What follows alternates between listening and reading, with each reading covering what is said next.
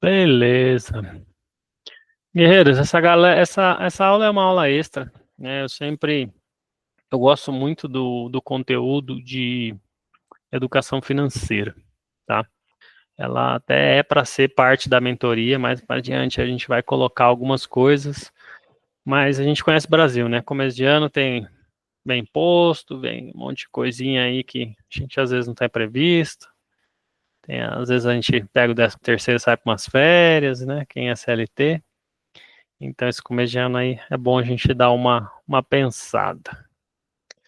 Beleza? A ideia de educação financeira aqui, a gente vai falar coisas bem básicas indo para o mais ou menos avançado, ou seja, bem básica para o médio, assim. A gente não vai entrar em nada muito avançado sobre investimentos, mas conforme essa aula se desenrolar, mais para frente a gente faz uma outra aula sobre investimentos também.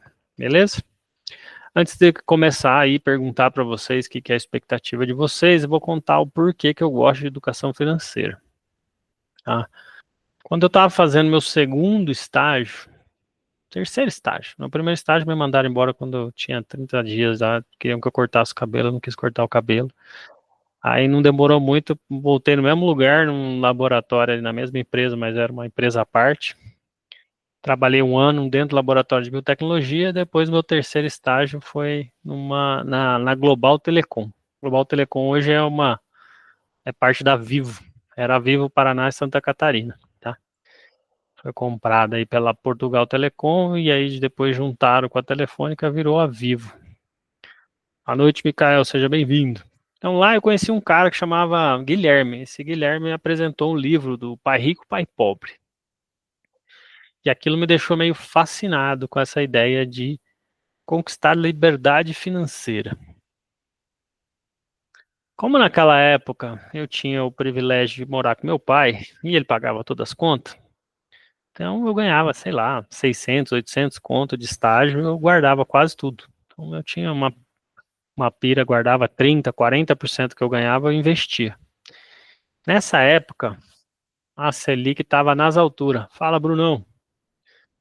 A Selic estava nas alturas, então a gente conseguia uns 30% retorno de renda fixa no Tesouro Direto. Só que ele estava começando, pouca gente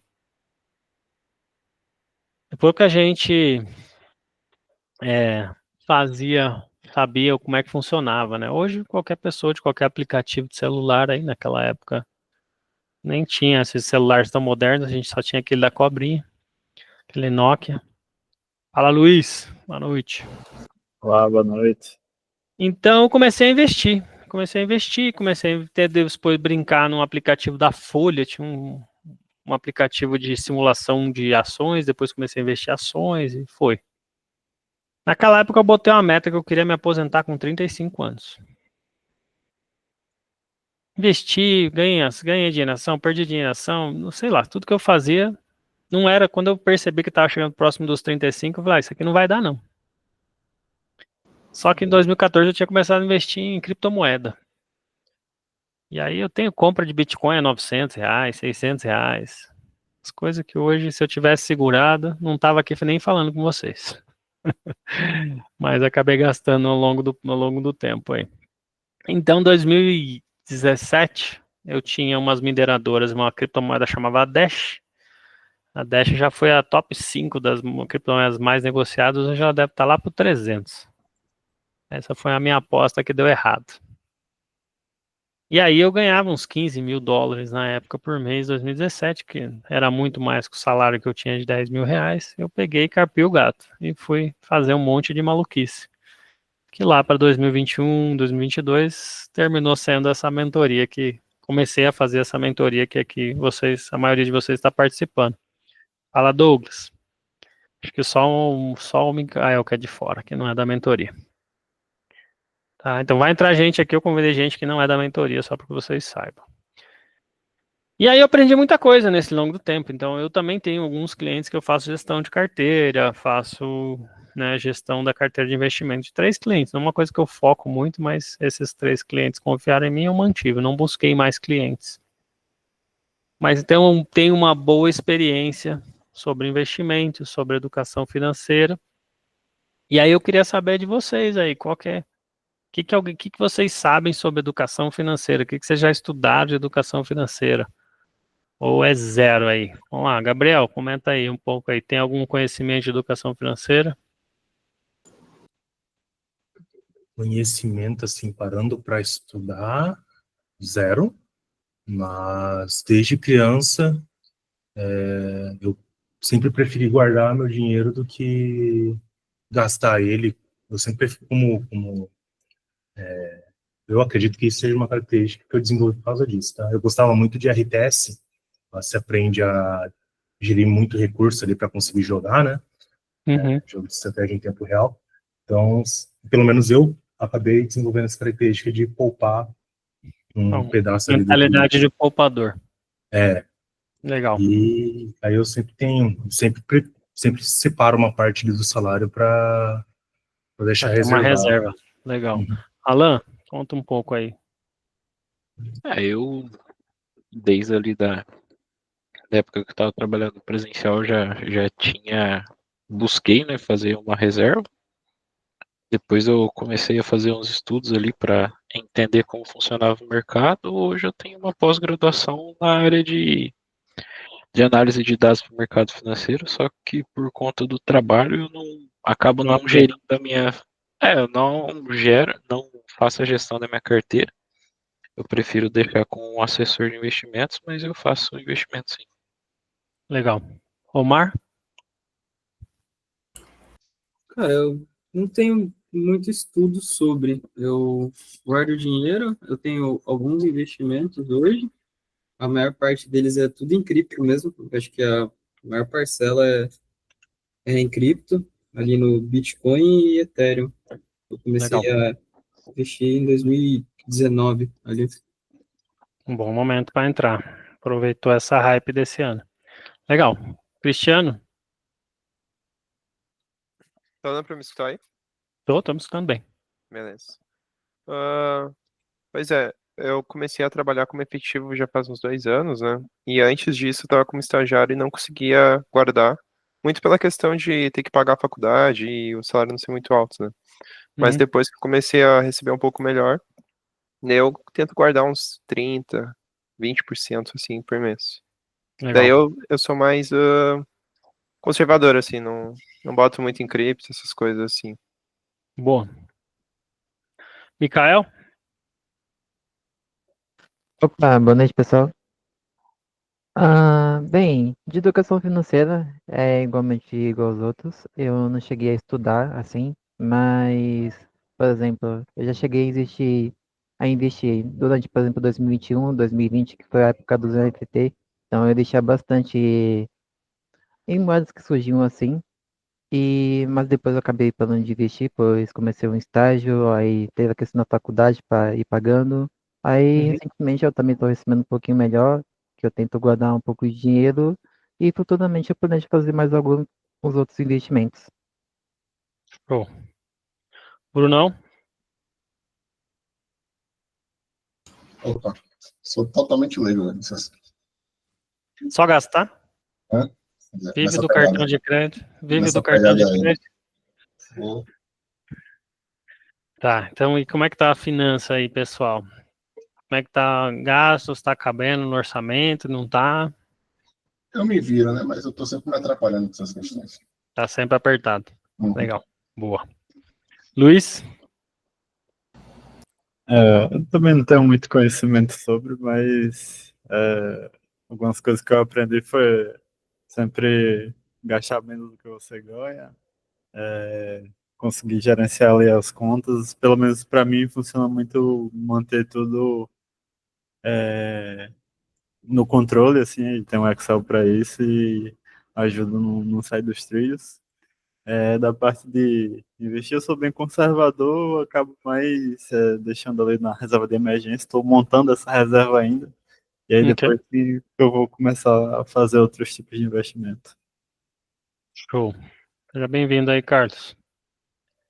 Legal. Douglas? Boa noite.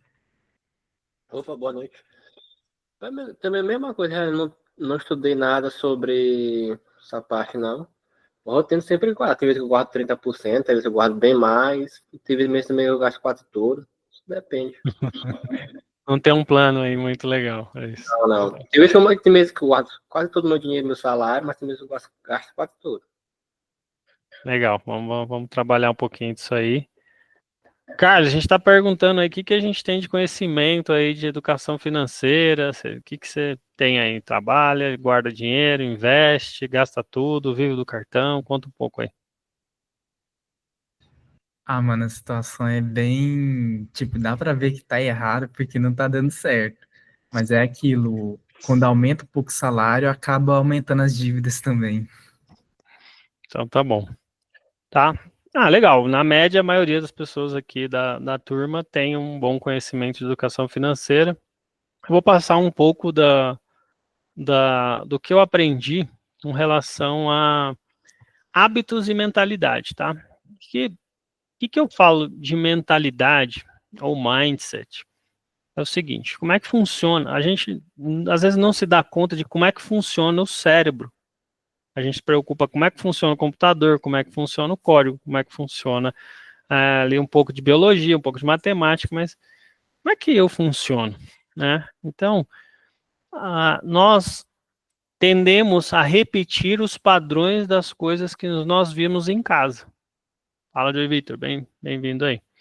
Então, se meus pais tinham uma tendência de gastar errado, vivia pendurado, vivia com dificuldade financeira, há uma grande chance de você fazer o mesmo, a menos que isso seja tão grave que criou um trauma que você se revolta e fala assim, eu vou fazer diferente. Mas a tendência é a gente seguir o que a gente viu os nossos pais fazerem. E eu acredito que no meu caso eu tive uma facilidade. Meu pai, administrador de empresas, ele sempre chegava lá quando a gente queria alguma coisa a mais, ele baixava a planilhinha de Excel e falava, olha aqui como é que tá as contas de casa. Não vai dar esse mês não. Então ele negociava com a gente, olhando as contas de casa, mostrando como é que ele fazia. Então mais ou menos ali como o Luiz falou, tinha uma planilha para dar um acompanhamento para ver se as contas iam caber, né? E meu pai saiu de uma condição de bastante pobreza, para você ter noção, com 14 anos ele trabalhava numa serralheria, fazendo esse taco de madeira que a gente vê em algumas casas antigas hoje em dia.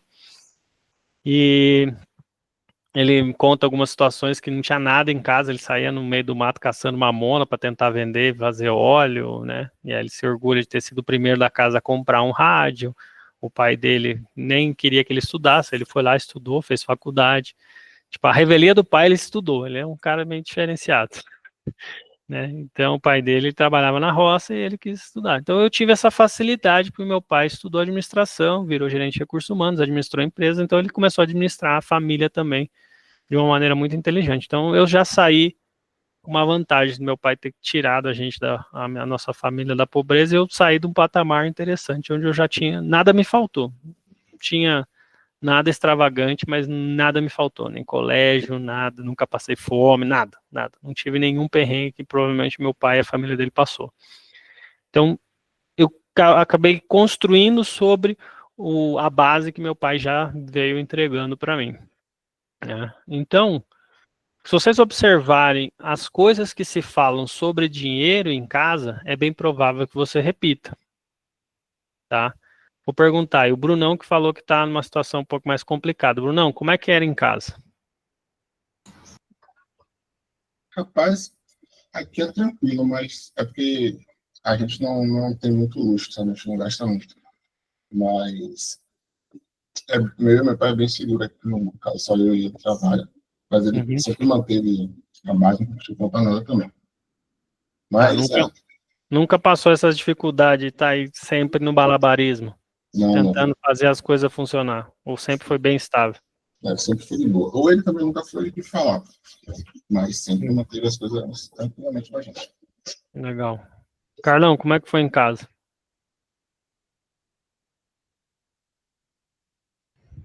Tipo, nunca foi luxo, mas também faltar não faltou, não. A média. Você nunca viu seus pais passarem dificuldade? Não, mas também aquilo lá de ter luxo, esse negócio também não. Legal. Teve momentos na minha casa, por exemplo, que eu trabalhava, eu estudei em colégio público, meu pai, depois de tantas greves, me colocou no particular, chegou um ano que ele falou, não dá para pagar, voltamos para o público, né? Então meu pai, ele mantinha bem a casa, mas é dentro daquela, dá para fazer alguma coisa a mais, ele investia em educação, se não desse, falava, se vira aí. Tanto que a minha faculdade, ele começou pagando, eu pagava uma parte, depois ele terminou de pagar. Eu terminei de pagar, depois já estava trabalhando nos últimos anos. Então sempre foi aquela coisa, consciente, nunca de fazer dívida, e eu tentando, dentro do possível, sempre guardar, tá? O que acontece quando a gente começa, se a gente tem uma vida que tudo tá ali no limite, se eu ganho 1.000, eu gasto 1.000, se eu ganho 2.000, eu gasto 2.000, eu ganho um aumento, foi para 3.000, eu gasto 3.000. Por que a gente tem essa tendência? Quem sabe dizer? Pensamento de curto prazo? Na verdade, eu não sei se é um pensamento de curto prazo, mas é parte disso, Gabriel. A questão é, a gente tem desejos.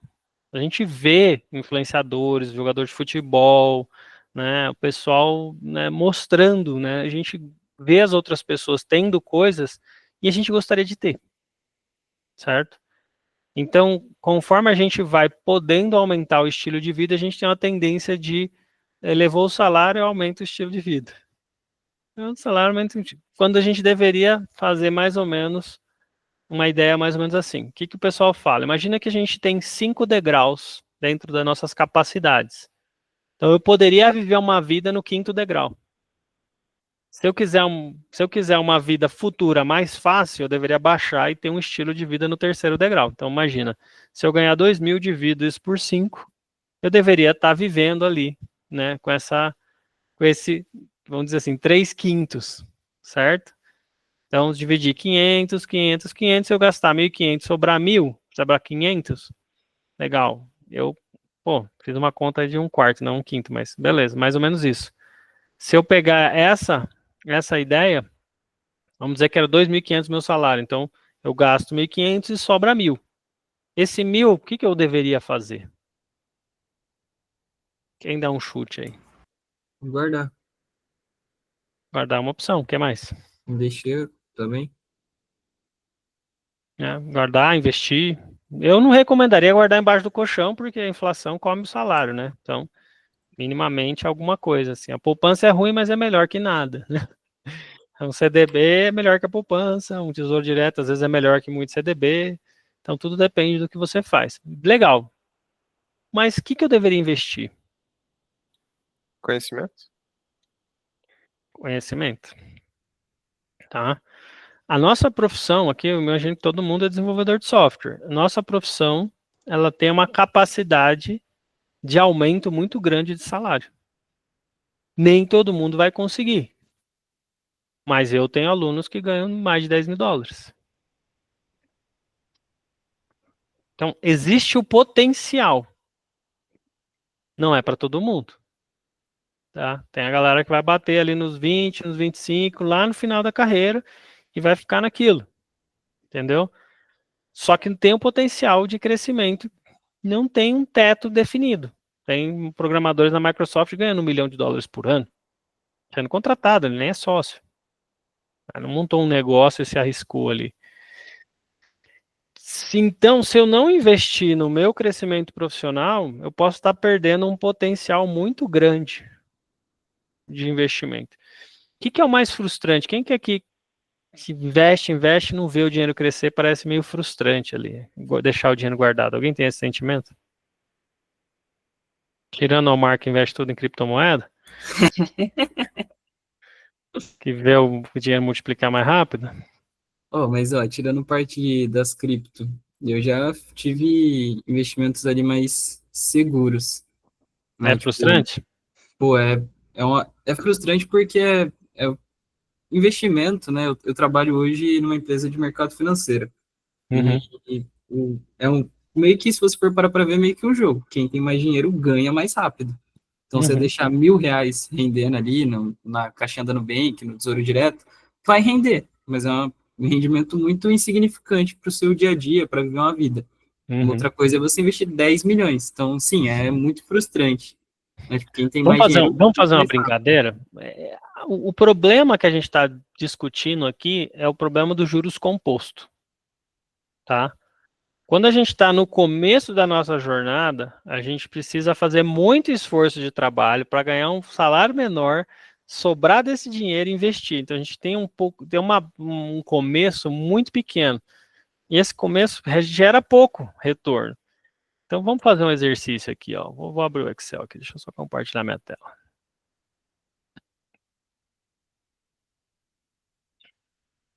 Me avisa aí quando vocês conseguirem ver. Tá dando para ver já. Beleza. Então vamos imaginar que a gente tem aqui aportes, tá? Então vamos dizer que eu consigo guardar R$ 500 por mês, tá? R$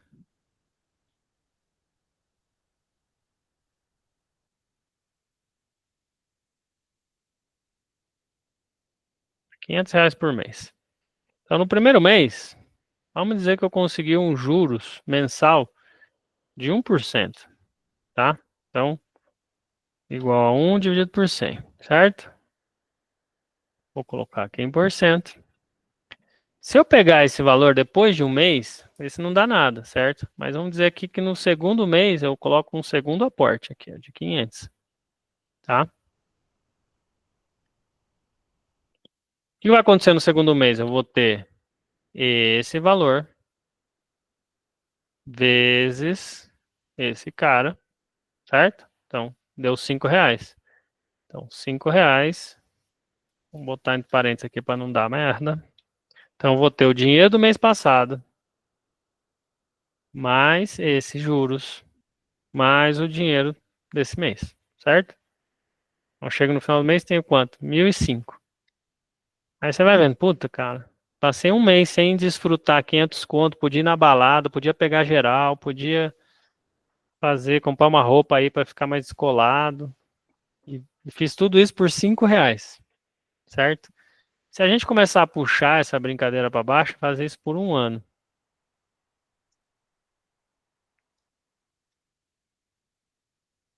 Alguma coisa está errada na minha conta aqui, vamos ver o que é. Vamos fixar a coluna C2 aqui. E vamos puxar para baixo. Também não é.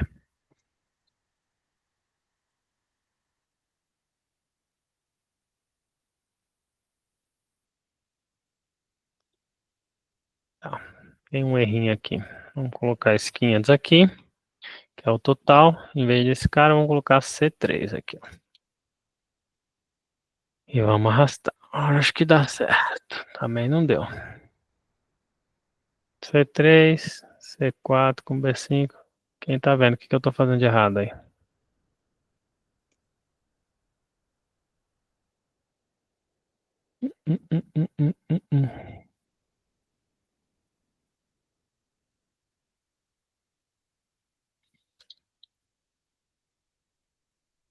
Cara, aqui é o C4. Mais esse cara. Beleza, agora vai. Então quer dizer, vamos dizer aqui, ó, tenho 6.000, mas quanto que eu teria guardado se eu tivesse feito só esses 12 meses? 6.000. Então, desse investimento, se eu pegar esse, menos esse aqui, o final, foi 334 de juros. O que vale mais? O valor que você tem aportado mensalmente ou juros? O valor do aporte. O valor do aporte. Certo? Então, essa é a ideia do que, porque essa é frustrante. Mas o que aconteceria se eu chegar num valor de 100.000? Lá de cara. E continuar aportando 500? Aí rende legal, hein? Hum? Aí rende legal. Tá? Então, eu tinha aqui 5.500 de aporte, né? Depois do meu 100, certo? Só que a diferença aqui é 11 mil. Tá vendo o valor dos juros passou a ser aqui, ó, 1.500, 1.500, um pouco mais de 1.500. Então, com 100 mil, o meu aporte já aporta menos do que os juros composto. Tá entendendo por que que é frustrante começar? Porque mesmo que eu aporte pouco, o valor dos juros desse pouco não dá muito resultado. E aí muita gente desiste. Porque eu não estou jogando o jogo de longo prazo. Se eu voltasse para 500 aqui, lá, quanto tempo leva eu chegar de 500 em 500 no 100 mil? Entender? Cara, vai uns. Nossa, vai mais tempo que eu achei. Né?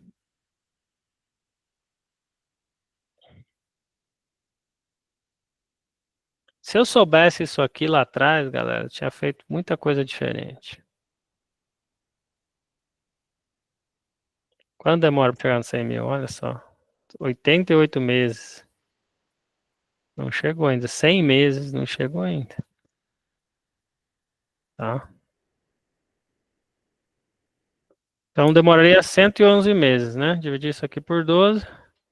São 9 anos. Frustrante ou não? Demais. Tá? Então, o que que é mais importante? Aí, voltando no que o Christian falou, de aportar na educação. O que que é mais interessante? A gente investir em dobrar o nosso salário sem aumentar tanto o nosso custo ou investir esse dinheiro? Como seria diferente se eu aportasse 1.000? Eu sei que aqui nem todo mundo poderia aportar 1.000 por mês, mas quanto tempo levaria para chegar no 100 mil?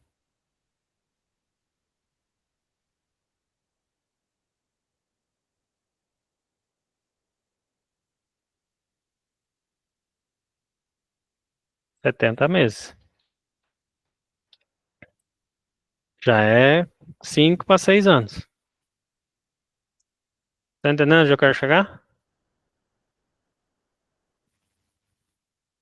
Vocês podem passar 9 anos para chegar no 100 mil. E aí vai ficar frustrante vocês fazerem isso. Certo?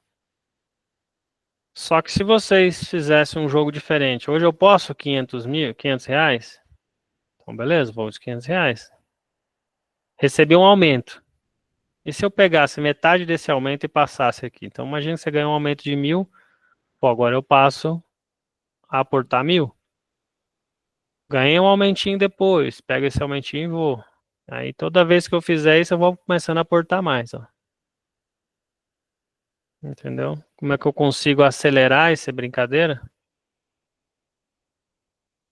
Eu não começo, eu não deixo de começar porque não vai ser frustrante.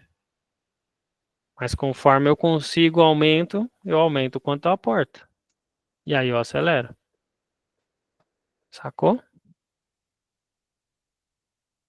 Quem tá me seguindo aí na ideia?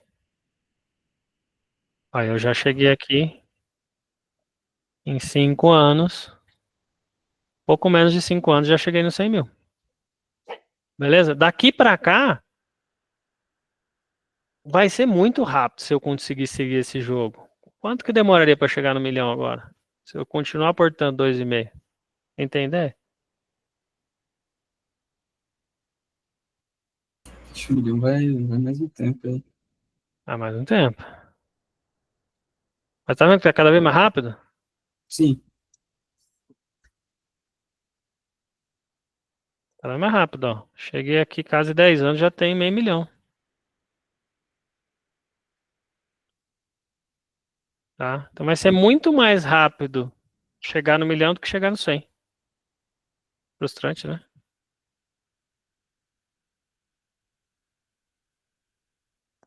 Tá? E sem contar que se vocês forem ganhando mais salário, vocês podem continuar aumentando o aporte. Tá?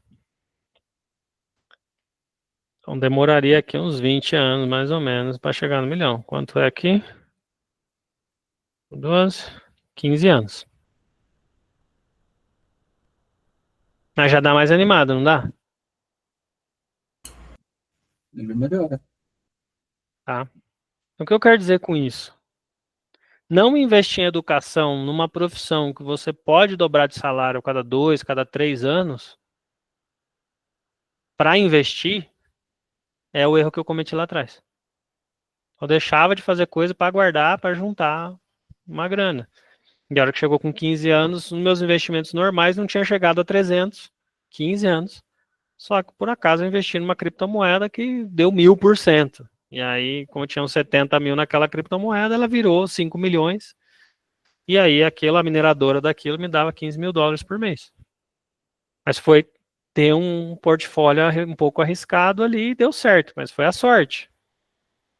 O que vale mais a pena? Investir em ganhar mais? Faz ou não sentido? Sim, com certeza. Tá? Só que como é que a gente vai fazer nos casos que a gente não tem essa vontade de conquistar, né? Por que eu vou guardar dinheiro? Por que eu vou pensar numa renda? Alguém tem ideia? Pelo mesmo motivo que a gente aumenta o custo de vida. Desejo. Desejo. Eu não mostrei para vocês aqui, mas no 1 milhão eu já estava fazendo ali uns 15 mil reais por mês. Tá? Só com 1% ao mês. Certo? Então, se a gente pensar no salário de qualquer um de vocês aqui hoje, com esses 15 mil reais a mais, daria para viver, não daria? 15 mil a mais eu sou rei. Tá? É por isso. Aí você pensar, vamos lá, vamos pensar com a cabeça de CLT. Eu vou trabalhar 35, 40 anos pagando INSS para ganhar o teto. Quanto que é o teto do INSS hoje, alguém sabe? Não faço ideia, não. Tem pergunta? Alguma coisa, né? Pergunta lá no Google para mim, alguém. Teto do INSS hoje. Não tô falando, acredito que vocês não sejam nem militar, nem... R$8.254. Então quer dizer que em 15 anos, se você fizer esse aporte, você já está ganhando mais que o INSS e o dinheiro é seu ainda. Você pode decidir fazer o que você quiser com aquele dinheiro. O INSS não. Se você morrer, perdeu. Isso é o que você faz pro futuro, pro seu eu do futuro, pros seus desejos. Para você falar, eu quero ter uma vida tranquila. Eu tenho certeza que com 15 mil reais dá para viver numa cidade pequena bem. Ter uma chacrinha, né? Fazer umas coisinhas ali. Então, dá para você garantir a sua vida, certo? Beleza. Teria que chegar num nível de aporte em algum momento de aportar pelo menos R$2.500 por mês, tá? Mas essa é a brincadeira dos juros compostos. Então, a sacada aqui é, o começo vai ser muito difícil.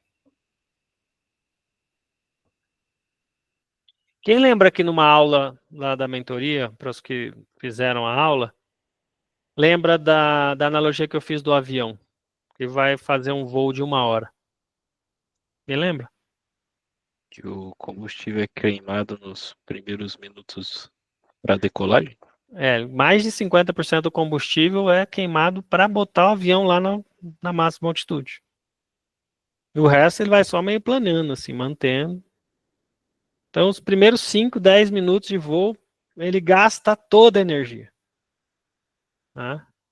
Fala, Gabriel, seja bem-vindo. Então, o que eu quero dizer com essa analogia? Que agora, na fase que vocês estão, é a hora de botar energia. Quais energias que vocês têm?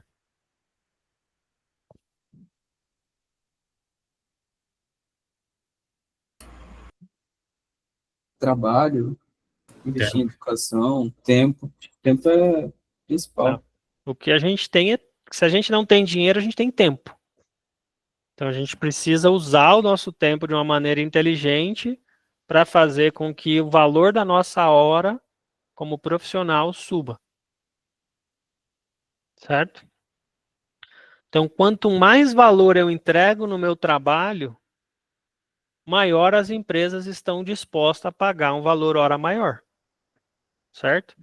Então, até lá, eu vou ter que queimar o quê? Meu tempo. Então, se imaginar que a gente tem um trabalho de 8 horas e eu tenho 4, 5 horas na noite para fazer uma faculdade, para fazer uma pós, para fazer um curso, para fazer uma mentoria, para fazer alguma coisa, eu tô queimando o quê?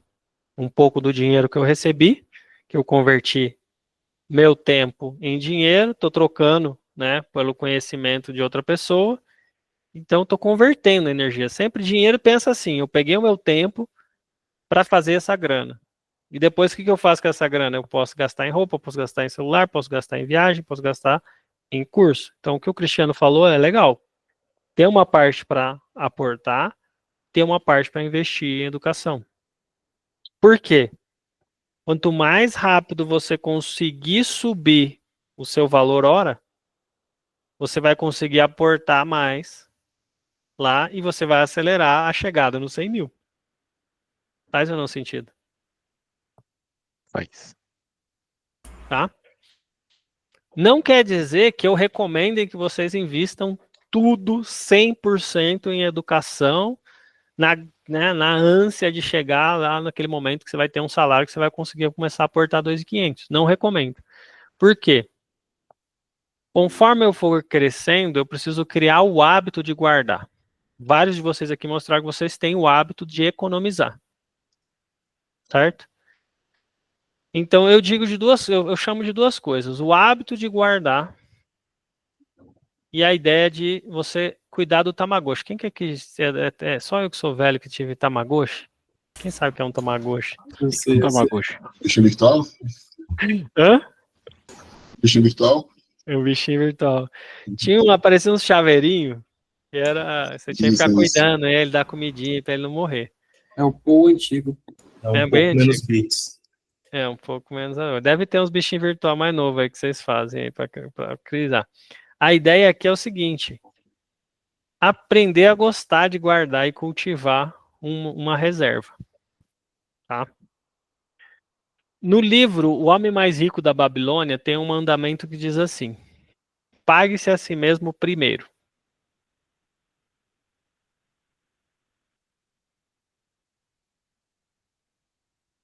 Alguém já ouviu essa frase? Pague-se a si mesmo primeiro? Não. Não. Tá? O que significa? Você recebe o seu salário, o que vai acontecer? Automaticamente o cartão de crédito já vai dar uma abocanhada, o boleto vai dar uma abocanhada, os cobradores vão dar uma abocanhada, você vai passar... Todo mundo tem direito de acessar o seu dinheiro, menos você. Não é louco isso?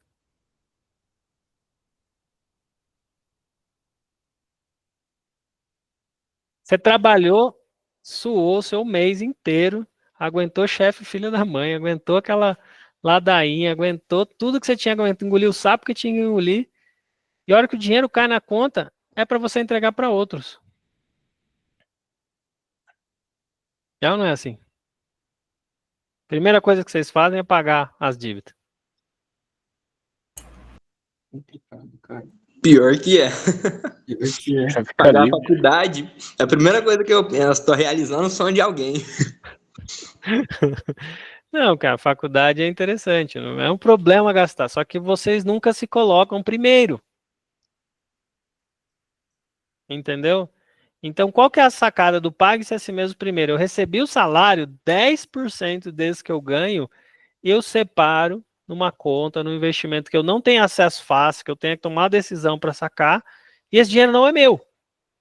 Peraí, mas você não falou que paga a si mesmo primeiro? Como não é meu? Esse dinheiro não está na conta para pagar as outras contas, entendeu? Essa é a sacada, pelo menos 10%. Vários de vocês falaram que consegue 20, 30, pô, show de bola. Mas 10% é inalienável, é meu e ninguém mais toca. Mas é meu de qual meu? É do meu daqui 15 anos, daqui 20 anos. Entendeu? É do eu do futuro. Sacou isso ou não? O que mais vocês, ao acumularem dinheiro, vão ter vantagens de ter dinheiro? Vamos imaginar aqui que o sonho de vocês é comprar uma casa. O sonho do brasileiro é parar de trabalhar e ter a casa própria. Esse é o sonho de todo brasileiro. Não sei quem ensinou isso pra gente, mas a gente tem essa merda na cabeça. Tem a nossa casinha, tem o nosso cantinho e não ter que mais trabalhar. Não é? É ou não é? Quem aqui não tem esse sonho? Não tem que trabalhar. Você é louco. É. O maior sonho é não ter que trabalhar. Aposentar. Quem mais? Isso é o sonho do brasileiro, cara. Isso é normal. A gente não sabe por quê, mas a gente tá procurando isso na vida. Tem esse sonho, Luiz? Não, com certeza. Né? Então todo mundo faz aquela fezinha de fim de ano, participa do bolão da empresa. Ou Por o quê? sonho do brasileiro é não morar no Brasil. Tem isso. Mas vai pra fora, você vai ralar muito mais. Vai pros Estados Unidos pra ver como é que os caras lá ralam a bunda. Ganha bem, gasta bem, mas será que vale a pena? Depende. Mas a ideia é essa, certo? Então, esse dinheiro é para esse sonho. Só que imagina que eu também tenho o sonho da casa própria. E eu cheguei ali e consegui juntar 400 mil daqui a 10 anos. Qual que é a vantagem de ter 400 mil na conta? Tem um porto seguro ali, né? Penso eu. Seguro é para aposentadoria, mas vamos falar, se o seu sonho é comprar uma casa própria, você tem cash? Sim. Você não tem uma facilidade maior de negociar na hora de comprar? Muito mais. Porque se você tiver que buscar no banco, você vai pagar não só a casa, mas também mais os juros do banco. Vai demorar mais anos ainda para você ter a casa própria. É ou não é? Quem que tem noção do que é uma casa financiada?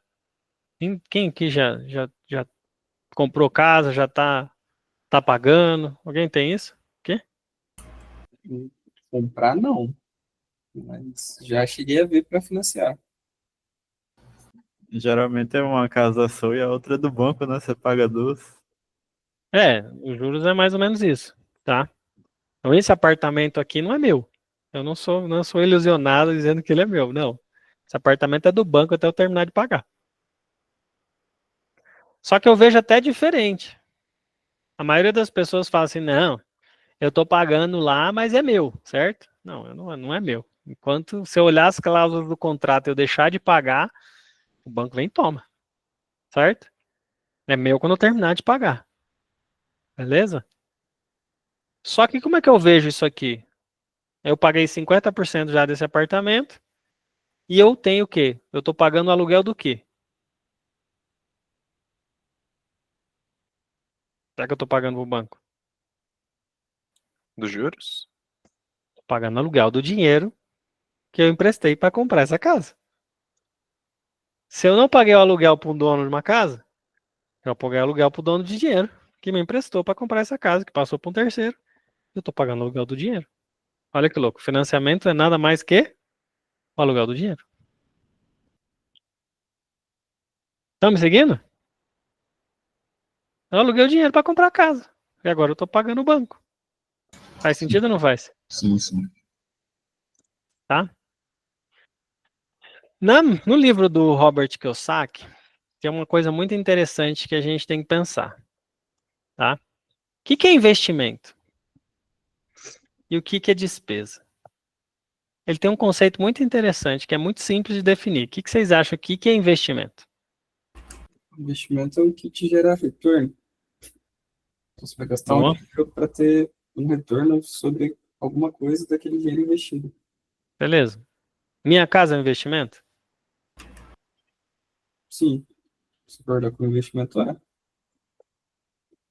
Beleza. Eu acho, a minha casa não é investimento. Alguém acha que a casa é investimento? Não. Depende.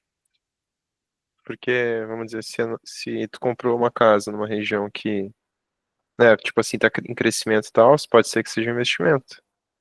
Só que vamos dizer que se tu compra num lugar que nem, vamos dizer, aí na Califórnia que deu, né, aquele problema. Será que é um investimento? Sim?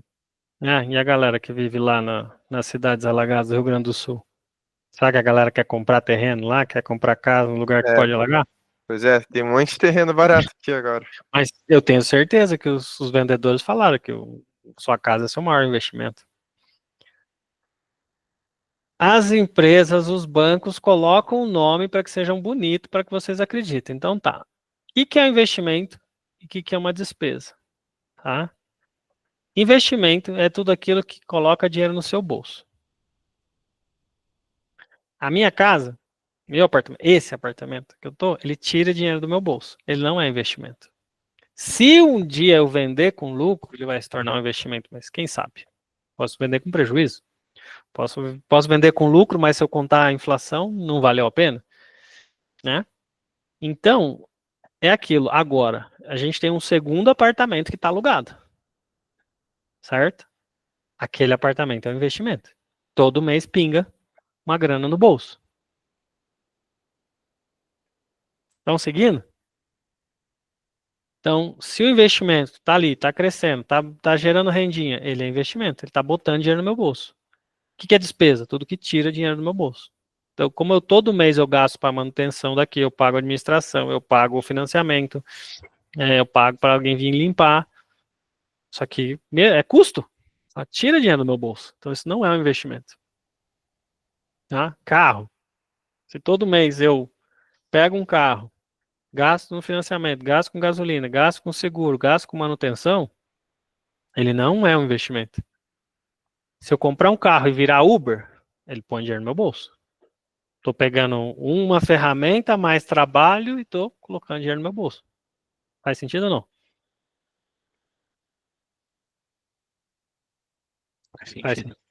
Faz sentido, Carlos? Então, estão me seguindo que a gente precisa começar a pensar do ponto de vista financeiro, tá? A gente tem mais 10 minutos dessa aulinha aqui que eu quis dar uma introdução do que é, assim, como é que eu vejo a profissão e a questão de investimento. Eu acredito que investir na carreira, investir em conhecimento, ficar bom numa linguagem, tirar uma certificação, se tudo isso levar você a ter um salário muito maior do que você tem hoje, que dobra o seu salário, você começa a ganhar em dólares, investir em inglês, tudo isso são coisas que potencializam o valor da sua hora subir. Então, por um começo de criar um portfólio de investimento, eu acho que isso, no começo de carreira, deve ser o maior peso que você tem que investir em você. Só que, ao mesmo tempo, eu preciso da reserva de emergência. É ou não é? E se a gente tomar um layoff? Amanhã? Qual que é o plano?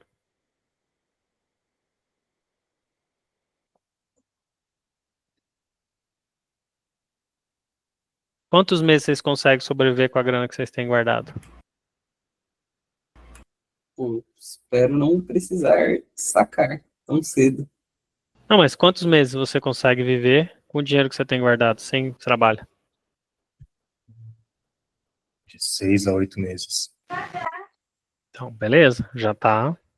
6 a 8 meses dá pra fazer muita coisa, dá pra fazer freela, dá pra buscar trampo, dá pra conseguir alguma coisa, né?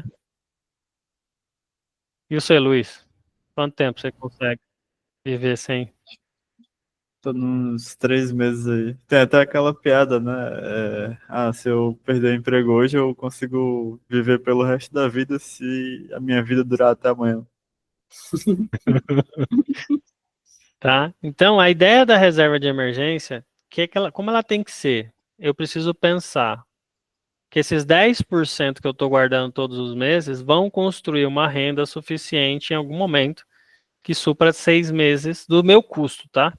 Porque provavelmente quando eu perder o emprego eu vou cortar um monte de supérfluo, eu vou parar de sair com o carro, eu vou parar de sair no restaurante, eu vou cortar tudo aquilo. Então, quanto que seria o custo mínimo de sobrevivência mesmo, assim? Se eu vou no mercado, já não vou comprar queijo caro, não vou comprar carne cara, vou reduzir o mínimo, mas beleza, vou mantendo as contas até que eu possa ter um salário e voltar a ter o estilo de vida que eu tinha, certo? Então, tenho que pensar. Então, por exemplo, eu tenho uma estratégia com a minha esposa. Esse apartamento a gente quer botar ele para alugar mobiliado, né? A gente tem para onde ir, tem um outro apartamento, tem uma casa de campo, então a ideia é assim, perdemos emprego os dois, bota esse negócio para alugar e vai para... E aí com o aluguel se paga o financiamento e a gente corta esse custo. Então hoje eu posso manter esse custo de vida. Só que se eu tiver alguma coisa que vai consumir muito da minha renda quando não tiver a renda, preciso ter um plano B. Certo? Então botar um apartamento para alugar também pode não ser rápido, né? Então também tem que ter alguns meses a mais aí de uma reserva. Então assim, pensar nessa possibilidade das coisas darem errado. Eu não gosto de pensar nessa possibilidade. Mas ter o dinheiro também possibilita, se surgir uma oportunidade de comprar o carro que eu queria, negociar no valor mais baixo, se eu quiser comprar uma casa, dar uma entrada, né, fazer uma negociação melhor, porque eu tenho dinheiro ali para dar uma forçada. Então tudo isso dá uma vantagem. E ao mesmo tempo me deixa tranquilo que se alguma coisa acontecer, eu tenho ali alguns meses para correr atrás do prejuízo, para conseguir um outro emprego e tudo mais. Tá? Então, por mais que eu acredite que investir em educação é o melhor que vocês podem fazer no estágio que vocês estão, nunca deixe de guardar uma reserva para uma emergência, né? Se alguém puder correr para a casa dos pais no momento que a coisa apertar, tudo isso é válido, certo? Tenha um plano. Não fique observando a sua vida colapsar porque você não quer abrir mão de uma coisa que você teve tanto trabalho para conquistar. A gente veio pelado nessa vida, vai sair pelado nessa vida. Tudo que está aqui, fica aqui. Então pensa que tudo é transitório, isso aqui. Eu não tenho uma casa, é a casa que me tem. Eu que tenho que fazer um esforço para manter essa casa. Entendeu? Eu falo, não é a minha casa. Não, é a casa que me tem. Eu quero viver aqui, eu tenho que pagar o preço de viver aqui. Entendeu? Então eu tenho que pensar ao contrário. Beleza? Alguém tem uma pergunta? Tá? Temos aí 7 minutinhos. Eu quero abrir para vocês fazer perguntas, ver se foi válido isso aqui. O que vocês gostariam que eu trouxesse na próxima sessão dessa?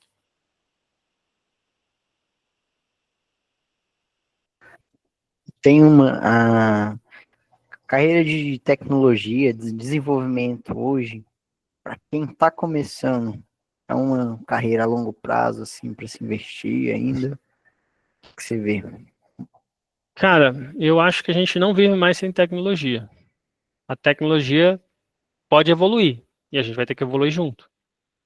Então eu acredito que mesmo que a AI comece a tomar aí de trabalho como a gente duvida, por exemplo, porque esse é o medo que está saindo na nossa área, a gente vai começar a programar as AIs, vai programar as integrações das AIs, entende? Então, eu acho que a gente vai ter sempre trabalho para aquele que soubesse adaptar, né? Para aquele que ficou lá travado no tempo e não evoluiu, pode correr esse risco. Mas eu acho que a profissão de tecnologia vai evoluir. Se não é construindo computadores, é construindo as máquinas para os computadores. Se não for consertando computador, vai ser consertando robô. As profissões evoluem. Tá? A gente tem que ficar se preparando aí e tentando no máximo ser cada vez mais produtivo, ou seja, gerar mais valor com menos esforço. Isso é, quanto mais conhecimento a gente tiver, a gente resolve o problema mais rápido. Se a gente tiver uma ferramenta que auxilia a gente a programar, eu uso esse trambolho, cara.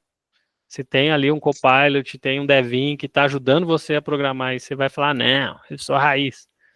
É idiota, alguém vai chegar que não sabe menos que você, vai aprender, vai ter a ferramenta, vai ser mais produtivo que você e vai te superar. É simples assim.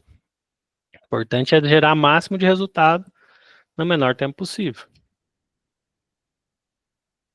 Respondi a tua pergunta? Beleza. Valeu. Pô, eu tenho uma pergunta voltada para o mercado de tecnologia, mas ainda com relação na área financeira. Em tudo que eu vejo, principalmente a parte de investimento, para arranjar outras maneiras outras fontes de renda, né? Então, tem a fonte de renda primária, que é o seu salário, por exemplo. Com investimento, você consegue ter uma renda passiva. A programação possibilita muito gerar renda passiva, de várias maneiras, né? Qualquer renda fora o meu salário seria considerado uma renda passiva? Como que eu posso otimizar gerar uma renda passiva? Cara, eu hoje, assim, depois de tantos anos de experiência, eu cheguei à conclusão de que não existe renda passiva 100%, tá? Existem ferramentas que com o mínimo esforço começam a gerar mais retorno para você, tá? Então, você pode investir em uma renda fixa e ela vai começando a gerar uma renda para você, mas todo mês você tem que ir buscando se aquela é a que paga melhor, se não tem uma melhor, se não tem uma forma de diversificar, tirar o risco. Então, existe um mínimo trabalho para manter aquilo rodando. Então, não vai existir uma coisa que você vai colocar no investimento, ele vai ser bom para sempre e vai te pagar bem para sempre. Não existe. Então, sempre tem um esforço. Mesmo que eu comprar uma casa que tem uma casa de aluguel, de vez em quando tem que dar manutenção, construir alguma coisa, investir lá, reformar, consertar uma coisa que quebrou. Então, Então, sempre tem um mínimo esforço, mas quanto menor esforço teu pessoal você tiver para fazer essas coisas se manter, beleza. Então, por exemplo, você pode comprar o tempo de uma pessoa. Eu posso pagar 10% do aluguel do meu imóvel para que a pessoa pegue esse valor e dê toda a manutenção que tiver lá para que eu não tenha que usar o meu tempo. Então, aquilo é uma renda passiva. Eu vou diminuindo o meu retorno para ter mais tempo para aquilo que está dando maior retorno hoje, que é a minha profissão. Tá?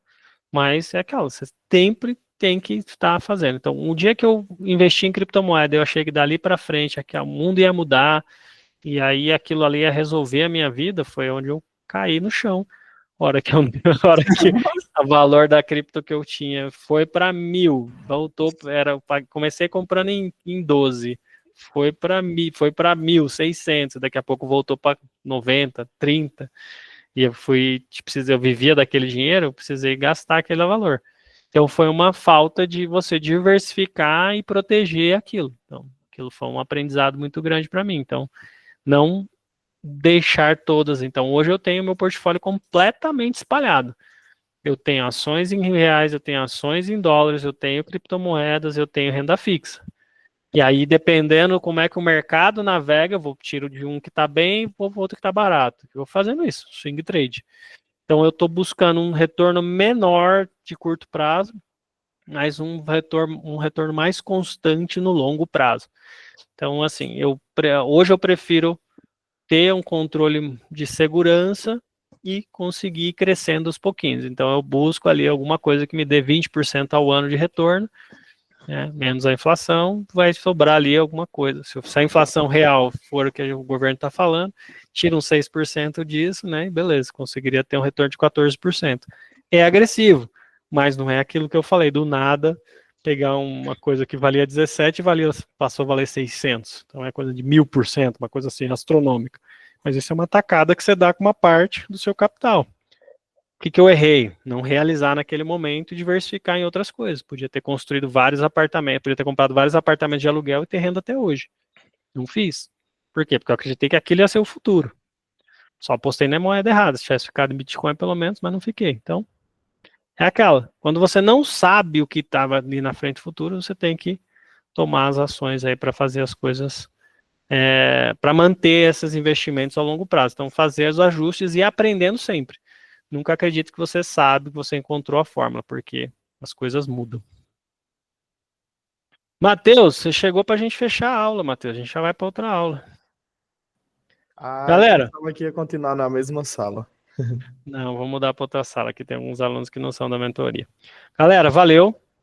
Dão um feedback depois lá no chat, o que vocês acharam, o que vocês gostariam que eu trouxesse numa próxima aula. Agora tem uma outra aula da mentoria Developer 2x. Então, quem estiver na mentoria, bora para outra sala. Abração, galera. Abraço. Valeu.